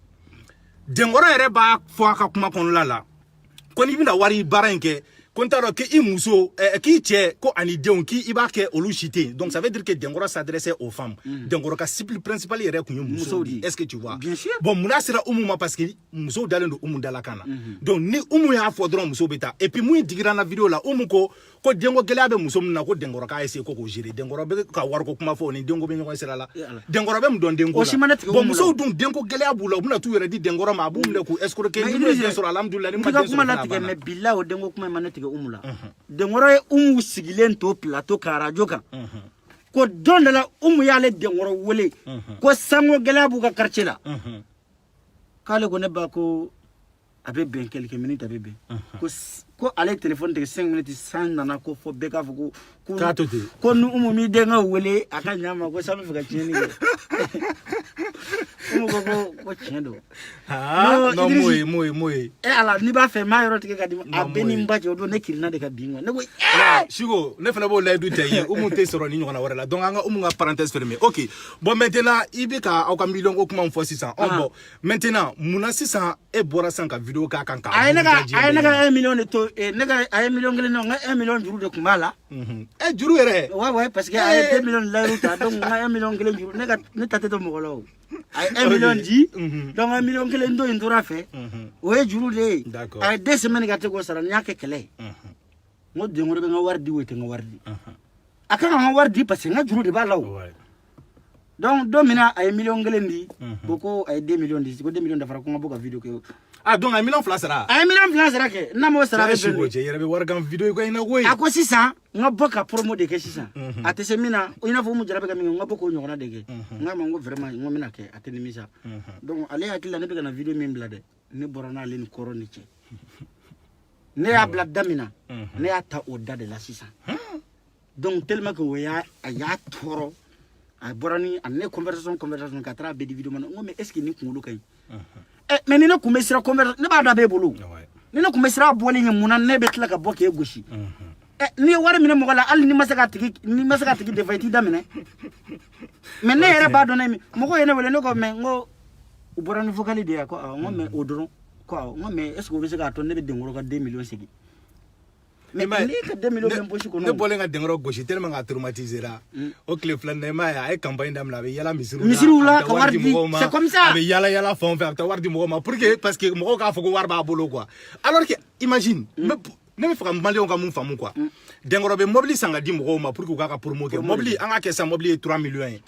bon ni mobili 3 millions ni dengoro di ma dengoro e campagne mun ga 600 a campagne c'est-à-dire campagne mun do c'est vraiment pour que Malien tu hakili la kaira ko war chama ni bale bolo quoi dengoro tara warim distribuer ni abe fara nyongo ka 10 millions kelema wa fla be didoma wa sababe didoma donc c'est-à-dire Malien ninga bo Malien kungolo ma alors que ninte foyi c'est-à-dire c'est une manière de c'est une manière de ou be mentalité gosi c'est-à-dire akuye de ka moko ka esprit ou en otage sinon ala je vendredi da ne chiko da fi asebe ka bla ka enquête ke fala je papi be démissionner ak mi mbalo afi vendredi aka tan 30 et cabinet papi si don domina entre des scolaires ma délicat c'est ka teme ko ama 30 jeunes ka entre des scolaires minon sanga dama o make nema deliga geribu denta siraka kata di papis mango ni d'accord bon chiko anga la souligner 600 parce que ñoo refier nga bouger dimanche droit de bene bolo kanga chiuke e nga mo flana nga ta mo sabana fe ntu ermira fo yo temena donc chiko amena ini jelula a chiko cheye jelu fene segene bon chiko be wuli ni jelu ka dossier na ni defanta no e doni dama bo fengeta na fengeta bo fengeta isigilin fle bi inema deliga kuma keme ne ka joro de la ka ne wole kibe ka jeli muso do afficher Facebook sanfɛ kibe ka buruja ko donc ko comme ne bi don ko na sɔrɔ ne bɛ se ka kuma I fɛ donc comme ça o ka lɛ o b'a arranger cogo min na hali n'u bɛ dɔɔni d'i ma pour que I k'a ko bila quoi ne ko a tigi ma n ko bon vraiment ne tɛ doni manamana ko ninnu na quoi I m'a faamuya Idriss ma ne wele parce que non ne m'i wele dɛ ne y'o de fɔ a tigi ɲɛna a kuma bɛ na o nka ma ko ni san pɛsɛ ni ŋuya dɔn n tɛ du ka mobili kɔnɔ pour que bɛ don ni n ka wari cɛ ne ko a tigi ma n ko bon n bɛna mun f'i ɲɛna sisan burujali filɛ nin ye wagati de b'a la n'a ye burujali banna une semaine 2 semaines bezi do mɔgɔ bɛ fɛngɛ n ko mais e bɛ wari di o b'a yira i bɛ ka siran nin ni dun siranna wari di ninnu tɛna dabila n ko donc vraiment olu ko ninnu ne tɛ don o la quoi bon bɛɛ n'i ka wari ɲini cogo don Siko ne bɛ fɛ ka min dɔn sisan est ce que e yɛrɛ bolo c'est bon ka bɔ ni mɔgɔw ye k'u afficher n'u ye dɔɔni d'i ma i b'a dabila est ce que nin ka ɲi merci beaucoup mais déjà ye ndayre me chama janyo ko parce que ben ere ko beni ga wari non beni ga wari to ni ne chenche ke ga wari ni to la te ben yo de ken na si jam parce que non ne ere ka mo de do ne ere ka mo de do ala ni ka mo sigo ne ka mo do wara sala to la wa je mo to mali jeli nunu u ben ni nga ne de la ka jeli o jeli affiché do kana doron ko sigo e kuma mi ko galundo ay galundana te galundo wulawo bo chena ne to million ngono ko ne be affaire ko million ko mais ne te jelo ko million ko ne ebe bamako kabi ala yi deni ni manyo kabi ala yi dame kuma téléphone na ne be ga min fo ne ya soro tugudi o tien ne ma jeli te mal la ne be do mais jeli en fait ne mun famia jeli nu ko la sisan jeli demseni nu vraiment o ye jeli abafu yo quoi parce que olu yɛrɛ dama de be taga ɲɔgɔn ka fɛnw ta ka ci e ma pour que e ka bɔ ka dɔ la gosi bon ni e dun bɔra ka dɔ la gosi dɔ fana bɛ tila ka dɔ wɛrɛ ta ci e ma ne tɛ ndogo la dɛ ne tɛ nda dɔ kɛlɛ min na jeliw ni ɲɔgɔn cɛ b'a dɔn kamalen ko kɛlɛ jatigi ko kɛlɛ ne da tɛ don o la dɛ mais ni nana ko jelimuso bɛ nin jogo jugu in b'a la ne fana t'a kɛlɛ tɛnɛ fo n b'a fɔ preuve ni nana preuve kuma min na n bɛ bɔ donc u b'u ka vocal ci ma k'u ka photo ci ma très bien a bɛ ni kuranɛ cɛ jelimusow ka fɛnw bɛ ne bolo téléphone kɔnɔ Idriss mais comme kalo kɔnɔ o bɛ n touché mais ne ma mun faamu voilà yo mun fɔ kalo kɔnɔ o bɛ touché donc maintenant ne ma mun faamu sisan ni ma kuma i t'a faamuya o ni ma kuma i t'a faamuya o voilà kalo kɔnɔ o bɛ n touché donc n tɛ se k'a bila quoi tu comprends mais Idriss ni filana sabana juma de ni nana ko i ka juru be karisa la ne ta tigi kɛlɛ fɔlɔ de n b'a tigi wele fɔlɔ de tiɲɛ dɔ ni min fɔra tiɲɛ dɔ wa i b'i ka version fɔ mais ni ne nana ko min ɲininka n'i bolila conversation ɲɛ ko siko bɛ n ka enregistré ne b'i kɛlɛ parce que n'i y'a y'i bolila i jo de t'a la mais ne y'a mɛn kuma dɔw la fana k'i b'a minɛ fan fila bɛɛ fɛ ne ni nana sisan siko karisa ye n cɛ minɛ na e cɛ tɛ ne cɛ ye o ne fa tɛ o a tɛ ne balo o i bɛ n ka kasi di Caché yɛrɛ de b'a la caché ko don dɛ caché bɛ daminɛ joli la ça dépend cɛ an bɛ ka 50 € ninnu k'olu di anw ma 50 € minɛ 100 € minɛ 200 € ni minɛ mais anw bɛ ka cɛ minɛli min fɔ ne yɛrɛ t'a dɔn ne m'a dɔn o bɛ se ka sɔrɔ vidéo ko la cogo min na million a bɛ ne ba cɛ tɛ semaine tɛmɛna 300 € di ne ma n k'u ka taa d'a ma n ko ne tɛ giribu ye ça dépend n'a ye 50 € sɔrɔ an b'a fɔ de ko e yɛrɛ m'a fɔ kuma daminɛ na ko ne kana taa Mali la mun de kama n ko olu ka burujali de kama ne tɛ se ka taa Mali la e ka n ka vie bila danger la ni ne bɛ bɔ ka a tigi buruja mais ne bɛ fɛn comment on appelle la conséquence ne b'a assumer parce que ni plainte bɛ tigɛ ne b'a dɔn plainte bɛ tigɛ sûrement donc plainte in dɛ o cas parce que ne dara kaso la don min na e tɛ ye o donc bɛ n ta de di yanni n ka taa cachet ko in de don donc ça dépend cachet n'a prix do cachet bɛ n'a prix do e ka artiste parce que an bɛ se ka f'i fana ye dama artiste ye sisan parce que voilà n'i y'a mɛn cachet ko b'a la c'est que artiste ye e ka artisteya daminɛ ni sisan cɛ i ka cachet ninnu bɛɛ n'an ko k'an b'a valeur estimer sa a bɛ taa joli ɲɔgɔn na à peu près n tɛ se k'a jate non ni n ko n b'a jate Idriss n ye nkalon tigɛ mais n ye cachet bababa min yɛrɛ sɔrɔ a bɛɛ la belebeleba min ka ca ni n ka cachet yɛrɛ bɛɛ a bɛɛ la belebeleba o kɛra 3 500 000 subhanallah 5 000 €. Allahu akbar a dan don o cachet a dan don n y'o sɔrɔ siɲɛ fila o ye 5 000 € di yan cachet dɔ la i b'a dɔn faama dɔw bɛ olu ka kuma man ca o mais à la base minnu bɛna na information di ma olu tɛ se k'o di ma o olu bɛna dɔrɔn Alaji ko i b'a dɔn ne levura o kasi ninnu o hinɛtɔ waati kasi ninnu tɛ ne dɔn sinon ne bɛ SOS kɛ fantan minnu ye mais ni ne tɛ dɔrɔmɛ ne tɛ a fɔ i ka dɔrɔmɛ di yan n ka dɛmɛ ɲini ye o a bɛ ne kuranɛ cɛ Idriss mɔgɔ caman bɛ ne ye o tɛ ne dɔn Idriss walahi ne bɛ SOS kɛmɛ kɛ n b'a fɔ n ko karisa ye nin wari di a wari bɔra ne yɛrɛ de kun dɔw b'a fɔ siko nin bila SOS minɛn kɔnɔ n b'a sara ye bilahi u t'a segin u t'a sara hali sini ne ka 1000 € juru bɛ ura 12 la an kana wura 12 yɛrɛ ka ko la n ka 1000 € juru b'a la hali jɔ ban an kana wura 12 ka ko la sisan alors ne bɛ fɛ ka mun dɔn sisan siko wura 12 mun de bɛ e n'a ni ɲɔgɔn cɛ parce que moi je pense que wura 12 wagati kɛra i n'a tun bɛ contacter la ou bien i ka nin question in diyara n ye ka tɛmɛ i ka question ninnu bɛɛ kan d'accord parce que mɔgɔw ma yɔrɔ min faamuya comme ale de bɛ actualité la sisan an ka taga n'ale ne bɛ n bɔ nin saya cɛ n tɛ Basiru dɛmɛ n t'a kanu quoi c'est à dire hali ni dɔ ye miliyari di yan n bɛ se ka bɔ n ka chemin kan de k'a ye ka to yen n tɛ maga a la mais n tɛ k'a fɛ yanni diɲɛ ka wuli munna Idriss bi hali n bɛ ka kuma in f'i ye sa a bɛ jigin n kunkolo la c'est à dire je me sens coupable de meurtre de quoi ka mɔgɔ faga ne yɛrɛ n bɛ ka n yɛrɛ sentir comme n ye mɔgɔ fagala de ye quoi wala Idriss 2018-2019 Bachirou est né woli né de appel lancé Barouba Bachirou Mamala ka fɔ cɛkɔrɔba dɔ b'an bolo cɛkɔrɔba in bɛ anw bolo malien muso dɔ bɛ yan n tɛ fɛ ka tɔgɔ fɔ Fatumata o cɛkɔrɔba ye jɔn ye cɛkɔrɔba dɔ de da fatura n bɛna explication di ma anw n'u ta dalayiri u tun bɛ si yiri de kan u man kɛnɛ musokɔrɔba dɔ bɛ yan tanti n grand sœur don ale cɛkɔrɔba in ta pana 6 mois a b'a balo sara a b'a fini ani musokɔrɔba dɔ fana bɛ yen o ɲɛ kuma ye an ye ko bɛɛ kɛ an ye wari min donna musokɔrɔba in ɲɛ la a ka ca kojugu ni dɔ ma yɛlɛ 1,000,000 sanfɛ a tɛ jigin dugu ma ka so jɔ k'a d'a ma k'a bila a kɔnɔ cɛkɔrɔba dɔ in de nana bana surumani pikimɛ de don a banana a ye crise yɛrɛ piki ne ye appel lancé ka Barouba ni Ura 12 ni Mamala interpellé vidéo kɔnɔ Ura a été le premier vidéo bilala il y a même pas 15 minutes Ura a été le premier à m'appeler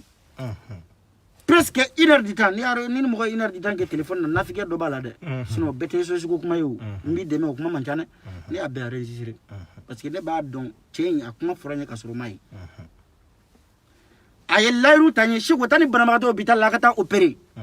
n b'a wari sara a mana bɛn fɛn o fɛn ma n bɛ n jɔ n'a ye an taara ni banabagatɔ hôpital la médecin ko an taara n'a Gabriel Touré de la olu ko non k'olu tɛ se ka nin furakɛ Mali la an taara n'a ye hôpital di Mali la olu ko k'olu fana tɛ se ka furakɛ tant que n'a ma 500,000 francs da tableau kan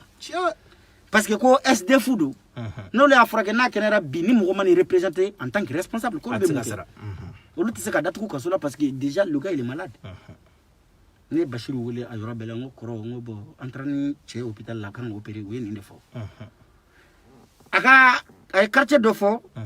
a ka représentant dɔ bɛ yen a y'o ka numéro di k'an k'o wele o bɛ 500,000 d'a ma n bɛ taa n'a ye hôpital la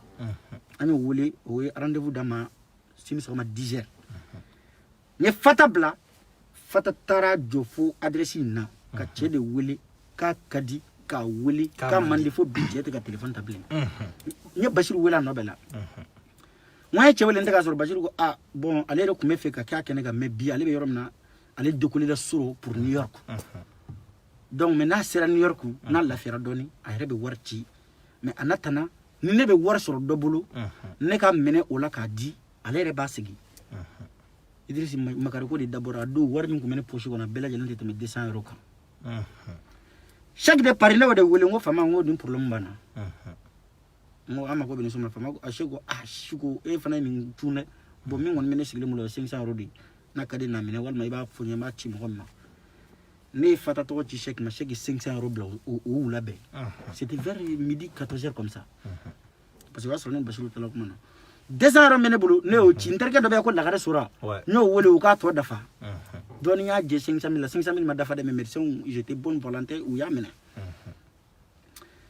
n ye Ura wele sufɛ a ko n ma ko bon n yɛrɛ kan ka taa Paris tuguni sini ni sera Paris ye n bɛ wele bɛ n sɔrɔ n ka hôtel la n ko problème t'a la Bachirou nana Paris n ye Bachirou wele sɔgɔma an ye ɲɔgɔn sɔrɔ a ko n ma k'a wulitɔ de filɛ sunɔgɔ la a bɛ tila ka n wele Idriss fan sigilen bɛ yɔrɔ min na a ma ne wele a taara Mali la a ye message ci n ma k'a seginna Bamako n k'a ma n k'an bɛ se ka mɔgɔ bila ka taa cɛkɔrɔba kɔni bɛ bloc comme on appelle salle d'opération kɔnɔ n'a bɔra fura dɔw de kan ka sa donc médecin fana ala y'a kɛ ne Bachirou kumana sɔgɔma tan wula fɛ médecin ye ordonnance ci Fata ma u ye Fata wele Fata taara ordonnance minɛ o ye représentant Bamako yen nɔ Bamako yen u ye fura minnu prescrit a bɛ taa presque 200,000 bon anw dun bɛ a tapis rouge wari t'an kun bilen an bɛ rouge la n ye Bachirou wele n ko hali ni ma se ka dɔ wɛrɛ kɛ 200,000 kɔni a fura san ka di cɛkɔrɔba ma pour que a ka n'a bɔra salle d'opération kɔnɔ a ka se ka survie Idriss Bachirou ko n bɛ tila k'i wele a ma n wele n y'a wele ka sɛgɛn Bachirou ma téléphone ta sufɛ u bɛna fɔ an ɲɛna ko cɛkɔrɔba sara cɛkɔrɔba nana sa Fata ye ne wele ne ye téléphone ta ko cɛkɔrɔba sara ne ye téléphone raccroché ka ne wele o su ka ne wele o dugujɛ Fata ma ne sɔrɔ parce que tellement que fɛn ye à chaque fois a bɛ jigin n kunkolo la quoi parce que ne bolo ne de y'a faga quoi ne m'a donné se ten ne man kan ka kɛ bila Idriss ne ka 3 jours kɛ ka sɔrɔ n tɛ ka vidéo kɛ ka ko n conscience tranquille ka sɔrɔ la nin ko in fɛ après 3 jours ne message bila Bachirou ma n ko toi tu es un assassin n ko mais ala b'i sara Bachirou ye min fɔ ni ne n ta ye n ka wari min ka di n ye n b'a kɛ ne bɔra n'a vocal bɛɛ dafalen ye wa ni ye n tɔgɔ fɔ n ye n tɔgɔ min da Facebook kɔnɔ Facebook sanfɛ mais avocat international ta ne ko Basiru yani ka avocat international ta o i bɛ wari min di o ma o tun bɛ se ka cɛkɔrɔba nin kisi ne n'a ka kɛlɛ daminɛna yen de Idrisi nin de kama an ye miliyɔn min don n'a a b'a lasigi wa a ne tɛ kɛ ɲɔgɔn ka mɔgɔ ye miliyɔn a b'a di dɛ ne ka juru tɛ tɔ mɔgɔ fɛ o. D'accord Chico ne bɛ fɛ ka mun dɔn sisan Grand M ninnu ka histoire wulilen an y'a ye k'a fɔ i ye vidéo caman kɛ cɛ kan comment on appelle Basiru Danbele kan i ye burujali caman d'a kan ko a b'a yɛrɛ filmer n'a bɛ fantanw sɔn a b'a yɛrɛ yira ka fantanw filmer tɛ baasi ye o tɛ baasi ye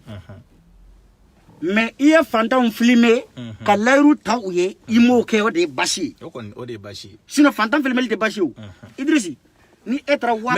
ne par exemple an bɛ ne comparaison an bɛ ka comparaison kɛ e taara 100 di dɔ ma i y'a filmer ne y'a ye ni dusu bɛ ne kɔnɔ ne bɛ miliyɔn 1 di dɔ ma justement parce que ne yɛrɛ de fɔ n ka vidéo la ko a bɛ fantanw fana dɛmɛ quoi jɔn de bɛ gagner o la fantanw justement voilà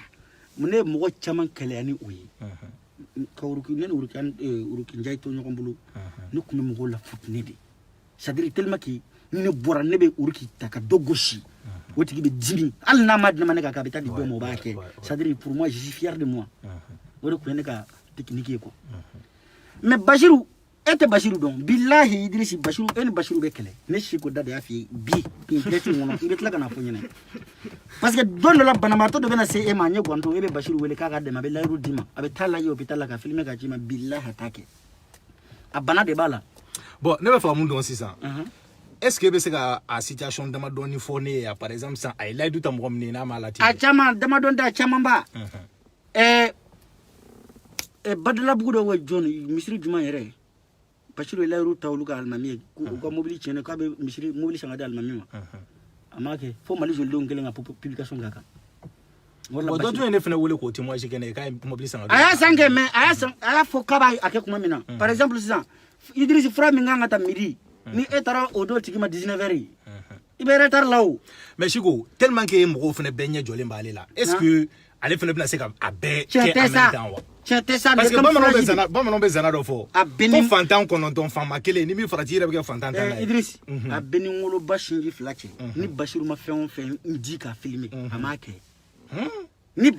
Basiru Danbele ko ale ye fɛn o fɛn kɛ ni ma vidéo ye a bɛ ni kuranɛ cɛ a m'a kɛ ne bɛ Basiru dɔn i b'a fɔ ko n tɛ kɛ ci Basiru c'est à dire Basiru minnu ni Basiru bɛ si ɲɔgɔn kan u bɛ tile ɲɔgɔn kan hali n'a ka di ne bi min bɛ tobi Basiru ka so ne b'a dɔn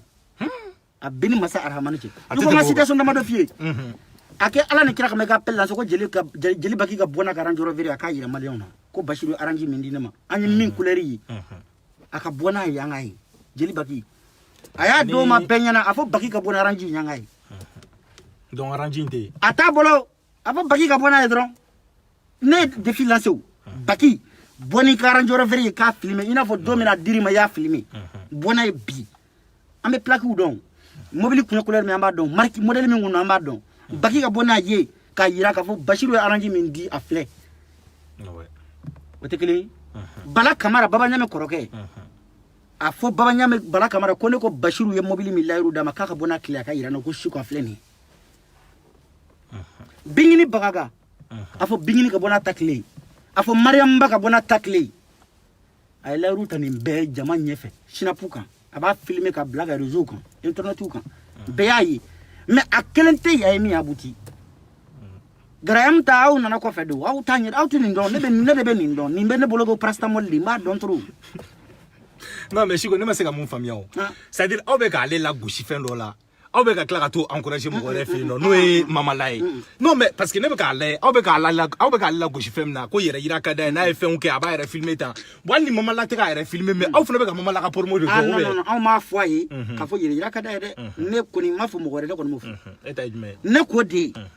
a bɛ mɔgɔw filmer ko n ye nin d'i ma a t'a kɛ c'est à dire Idrisi par exemple exemple de ma artiste an b'a ta Graham kan Graham ye artiste de mɔgɔ dɔw de b'a kɔ manager b'a la a ka staff bɛ yen ni e ye Graham filmer miliyɔn 1 ka di miliyɔn 1 ma di staff b'a fɔ Graham de y'olu tourner quoi a b'a fɔ u b'a fɔ k'a y'olu détourner parce que wari yɛrɛ a bɛ ka di ayi ale ko e ko wari yɛrɛ a bɛ ka di e y'a ye Idriss a bɛ ni n ka dayɔrɔ laban cɛ kuma in kɛra Basiru ka snap i b'a dɔn mun don wa Basiru ka snap ko ninnu to yen sa parce que mɔgɔ caman bɛ k'a fɔ ko wari kay war di grand M ko kamine c'est-à-dire c'est la parole de Oura 12 contre grand M maintenant est-ce que tu vois bon Oura 12 ko na vidéo be dien John Jobul ki igne daraka kale war di grand M kamine ki kana nai wallahi bilay ka be jigna bo Facebook très bien et avec au défi ñu la c'est no wéré amina lo la sisan o temene ko fe ka boy no sisan grand M ni Oura 12 ka ni histoire ina yoro chama be no ima famia ne kuma na yoro mu yere kan pour que mo ko me se ka famu oui est-ce que ambo général ega fait là il est en bon je pense pas nous sommes kuma vite ta livraison mo ouais alors tu vois non donc maintenant ne ka kuma yere kuma yoro mbolo 600 c'est-à-dire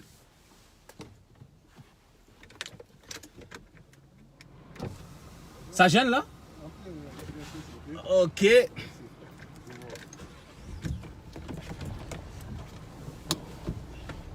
Fundene maintenant.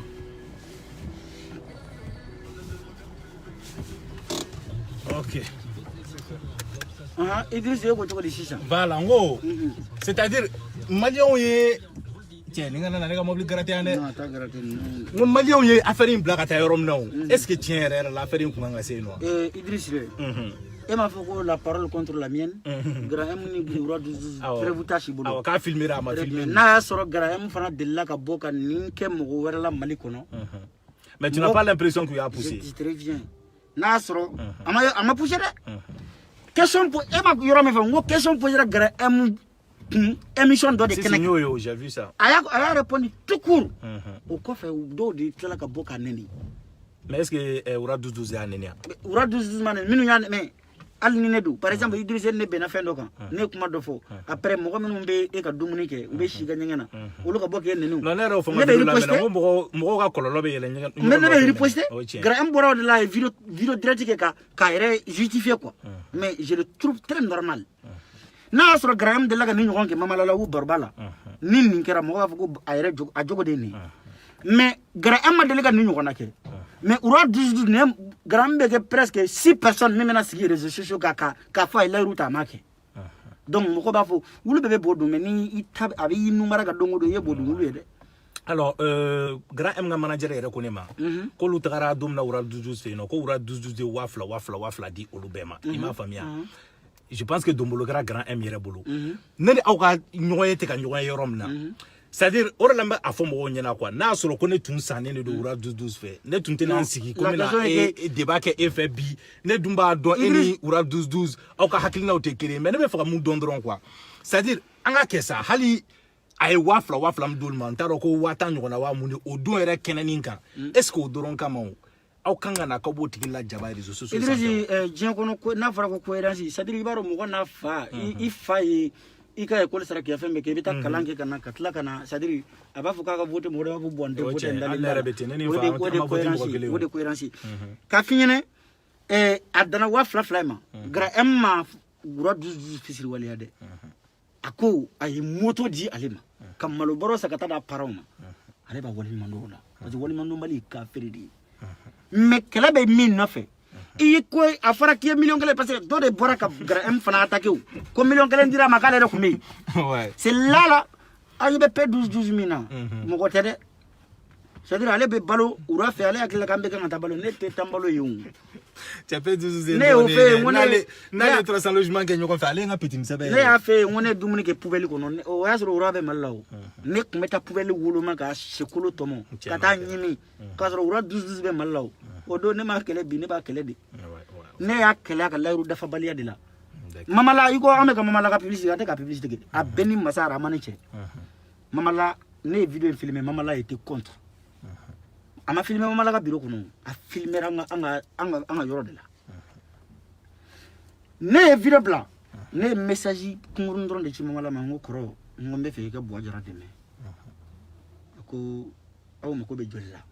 ama layru era tanyon akaw mako be jolla ne ko bon amako be chamana me amako ni sera ka million da manga baro député ouais ako mo ci nga bureau la na sera ka nga secrétaire wala numéro fle en tout 30 minutes o taradro ne ama fo ne ka be million ngeli na ma fa be fo idi ne ko ngona ngo sera go so che taradro fo na taradro fo ne wele ko mala million ngeli ni ka fle anya boajara wele kono bugu uga dugu be mo shima songa ka moto singa boajara ma pour que a ka se ka na million kelen minɛ Bamako a ka cɛ bois min bɛ o bɛ Kɔnɔbugu de Kɔnɔbugu ni u ka dugu cɛ ko 30 km voilà o de segira ka taa nɔfɛ fo Kɔnɔbugu ka taa ta ka segin ka na n'a ye Bamako donc n'ala ni kira sɔnna lundi don mun bɛ fɛ ka nin kɛ surprise lundi don ne ye channel mama la ko ama ni y'a ye dɛmɛ ɲini parce que n ye mɔgɔw tɔgɔ de mentionné n ka publication na o de la bɛɛ bɛ kan wele Bama Darame ka ye ne wele a ye dɔn kɛ ale ye malo bɔrɔ 20 di o sɔrɔla bi sɔgɔma in na OG Barni de Gambi o fana ye n wele Fofana yɛrɛ taara o fɛ Fofana tun bɛ ka wele m'a dɔn résultat nana mais n tɛ don yen fɔlɔ Jasala o fana ye n wele ninnu bɛɛ de ye ne wele ka na en aide an ka buwa jira dɛmɛ ne de ko n bɛ a ka plan bɔ ka kɛ n diya n ye ta ye mais u bɛɛ mɔgɔ kelen tɛ ninnu na min ko su ka filmer wa mɔgɔ kelen tɛ ninnu na ne y'a filmer min ka bureau kɔnɔ mɔgɔ kelen tɛ ninnu na minnu y'a filmer ka ci ne ma ne yɛrɛ de Fofana bɛ taa minɛ ni Fofana sera so de Fofana yɛrɛ b'a filmer ka ci ne ma parce que wari tɛ filɛ an ka na dernier sujet la sisan parce que n ka mɔgɔ yɛrɛ bɛ ka commencer k'an wele tiɲɛ yɛrɛ la an y'a fɔ cogo min na a tɛmɛn'o kan mɛnɛ alors an ka na sisan Banen niveau in na an k'a kuncɛ n'o ye quoi alors Siko tiɲɛ yɛrɛ la ko mɔgɔw bɛ siran Siko ɲɛ mɔgɔw bɛ siran Siko ɲɛ dɔw yɛrɛ ko Siko b'i n'a fɔ ko bisaba siyɛ ko n'i y'a jɔlen a bɛ tan tɔ ko a da de ka farin alors Baneni tiɲɛ yɛrɛ la mɔgɔw bɛ siran Siko ɲɛ bɔgabin kɔni ne b'a dɔn o tɛ ne b'a dɔn Baneni faneni de don parce que mɔgɔ caman bɛ yen o tɛ fɛ o faniw ba ka neni alors Siko ne y'a ye tout récemment i ko dɔ y'i ba neni i m'a faamuya donc i bɔra i sigi Facebook sanfɛ cɛ fo k'i hinɛ don ne yɛrɛ la tiɲɛ na i bɛ ka kuma sagesse la je sentais k'a digir'i la quoi vraiment je sentais que tu as été choqué mais ma se ka mun faamuya e dun bɛ mɔgɔw ba neni donc maintenant Baneni ko in o Siko i bɛ se ka dɔɔnin fɔ an ye o ko in na wa Idriss ko dɔw ko ne bisaba sɛ bon n b'a la n dun ka dɔgɔ ta ka da Ala ye ne da m'a fɔ mɔgɔ min ka kɔrɔ ne yɛrɛ mais ne filan wala ka buguri tɛ n tulo la parce que ne b'a dɔn ne ye fɛn min ne ye geribuya kɛ geribuden i bi man di ne ye geribuya kɛ kini ni to n'olu bɛ ɲagami k'u di jamana kɔnɔ i bi man di o yɔrɔ dɛ Baneni mɔgɔ si tɛ se k'i tɛgɛ kɔrɔ ta Facebook sanfɛ ko ne fɔlɔ de y'i ba nɛni walima ne fɔlɔ de donn'i la ne bɛ se k'i yɛrɛ nɛni kuma bɛ farinya a bɛ taa kɛ parce que ni ko mɔgɔ ma ko e wuluden de i masa nɛni kɛ mais i ba dɔn ta i fa dɔn ta cɛ tɛ min bɛ se ka na ni vidéo dɔ ye ko ne fɔlɔ de y'a daminɛ donc a fɔra ko mɔgɔw bɛ ka nin kuma in fɔ ko tile filɛ ne ba nɛnina k'a digira n na Idriss ni ye mɔgɔ min ba k'i ba ye a tigi k'i a ba k'i ba ye n'o y'i ba nɛni a bɛ digi la parce que c'est comme ne wolo dɔgɔnin ka na n jɔlen sɔrɔ k'an fa ni ba nɛni a tɛ bɛn ma o sinon ne ba bɛ tile ka nɛni o munna ne t'olu wele k'u ka bɔ ka yafa ɲini a kɛra min bolo ma sigi n'a ye de mun bɛ se ka bila mun na ne n'ale bɛ se ka dimi ɲɔgɔn kɔrɔ ne n'ale bɛ se ka fɛn bɛɛ kɛ parce que déjà on a partagé un moment très comment on appelle même intime an ye waati dɔ kɛ ɲɔgɔn fɛ hali n'a dana n'a kɛra su kelen de ye an y'o kɔni kɛ ɲɔgɔn fɛ ne bɛ se ka dimi ka fɛn bɛɛ kɛ a bɛ se ka kɛ komi mɔgɔw b'a fɔ cogo min na ko ne b'a kɔrɔmatigɛ wallahi billahi Idriss ne Siko ni ne bɛ fɛ ka fɛn min kɛ diɲɛ kɔnɔ ne b'a kɛ de Idriss ne b'i ta i tɔgɔ ma de parce que cɛbakɔrɔ n'i ye cɛbakɔrɔ sigilen ka kɔrɔmatigɛli mɔgɔw wagasi PDA de don i bɛ mɔgɔ ta tɔgɔ ma de mais kuma dɔw la a bɛ kɛ mɔgɔw kɔnɔ ko ne kama ale ma billahi ne hakili t'ale la parce que pour moi après tout je te donne des raisons moi je la considère aujourd'hui comme une petite sœur. Deux, je la considère en B association kele membre de. Ne te se ka kele ni ne kele ale te de ne de be malo quoi. Ko nyene toro togo mina. Mais nsera ka nta don nyere maîtriser togo togo balla nyere la quoi mais grâce à Malika. Non, c'était mieux quand même, c'était mieux. Grâce à Malika Fitini. Nsera ka ndusu kuron quoi. Non, tiens, ne ren Malika Fitini sigira un dumuni ke ñogon fait restaurant là.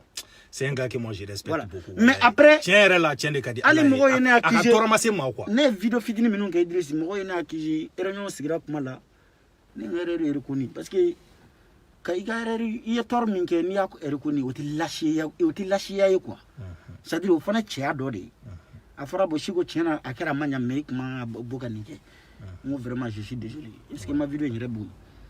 Parce que pour moi ayen tor muna Massigina yi na ale ka parier quoi. C'est ma petite sœur. C'est après tout en association kele mamurudi. Mais kana fle Baneni nu kera. Nyen kale ye ma fi nyene jama nyefe ali chini. Ni association wore mamuru bora kana foka ba attaquer be ne jolen sore parce que ntena occasion di ma quoi.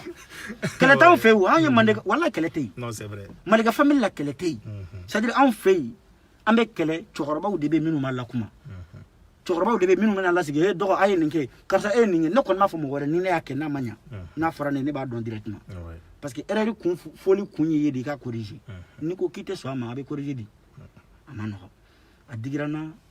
mais mɔgɔw ko ko wayi ne bɛ mɔgɔw ba nɛni ne ye mɔgɔ ba nɛni a bɛɛ ne ba nɛni a bɛɛ i ba de nɛni a bɛɛ ne ba de nɛni d'accord kuma lasurunya la sisan an bɛ se ka conclure k'a fɔ ko Siko ye ba nɛni dabila wa ne bi kɔni bi fɔlɔ parce que